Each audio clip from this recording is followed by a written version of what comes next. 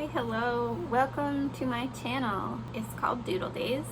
We make food themed keychains most of the time. Sometimes they're earrings, sometimes they're magnets, but today they're keychains. Specifically waffle keychains. It was one of my most recent orders, so we can get into that. But before we do, I just wanted to say hi and that this is a new thing for me.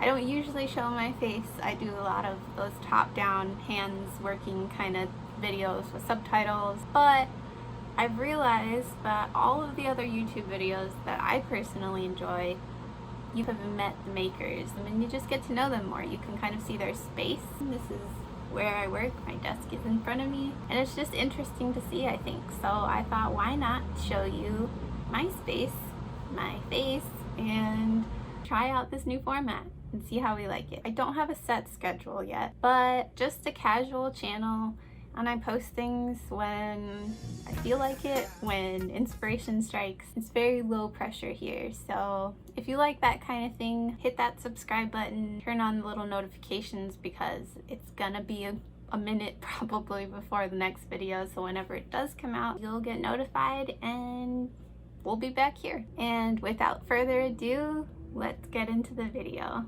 So we're starting with a clean slab of white clay. I prefer Sculpey Soufflé or Sculpey Primo. Either one works great. You'll also notice that I'm using a waffle stamp that I custom made when I started making waffles, because I wanted them to be consistent and fairly similar every time. Sometimes I like to clean up the edges a little bit because the stamp just misses a few spots sometimes, but nothing this little tool can't fix. So the method that works best for me making waffles is to create the front and the back separately. So here you can see that I have actually 4 imprints. So there's 2 pairs of the front and the back because I was making 2 pairs of waffles. But if you're just making one, you need the 2 sides.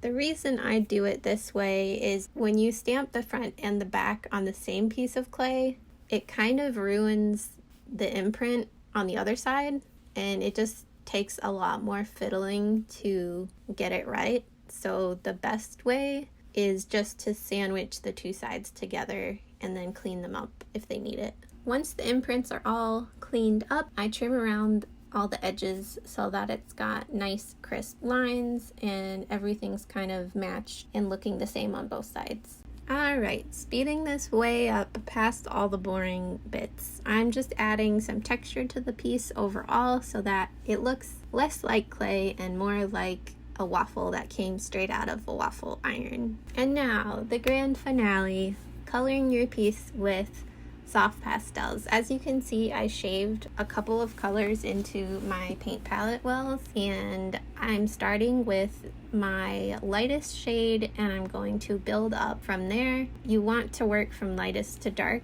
because you can't really add light pastel color on top of dark very well.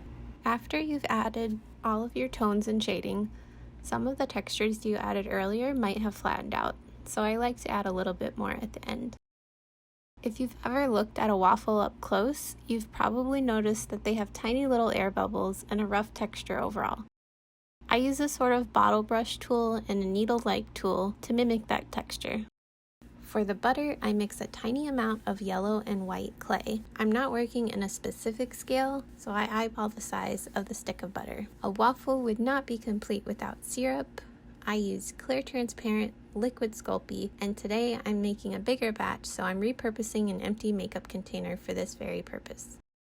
I mix an orange, brown, and a yellowish mustard color together with a tiny bit of red to create a light amber color. The color will change after baking, and sometimes I get unpredictable results, so I like to bake the sample of syrup before adding it to my piece. Bake your sample on a plain piece of copy paper at 275 degrees Fahrenheit for 5 minutes. Don't worry, the paper won't burn. While your syrup is curing in the toaster oven, you can measure out the little findings that you see here. I tried to make them about the same size, and then I give them a little bit of a zigzag pattern, and that's to keep them in the piece a little bit more snugly. My waffle pieces right now are still unbaked, and that's the perfect time to add these little findings.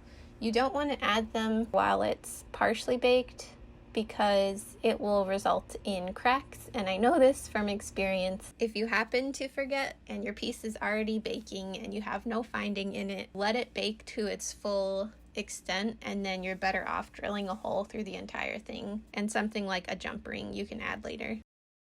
As you can see, we have a before and after of the syrup, and the colors were pretty similar and I like where they're at, so I'm just gonna add this to my piece carefully and in a way that looks sort of natural to what pouring syrup on a waffle might look like. I don't want to cover the entire piece because I don't want to cover up all the shading that I did.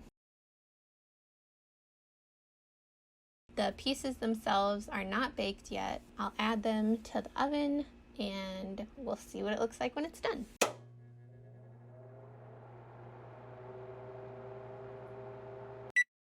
Okay, really, finally, the last step is UV resin, because as you can see, the syrup that I made with translucent Sculpey dries very matte, and real syrup is super shiny.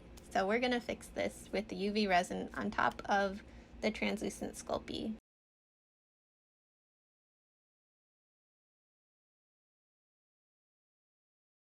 And there you have it, your 2 waffle keychains in this case, but at this point I could make them earrings, keychains. I'm going to attach the key ring keychain findings, and I'm going to use this little ring.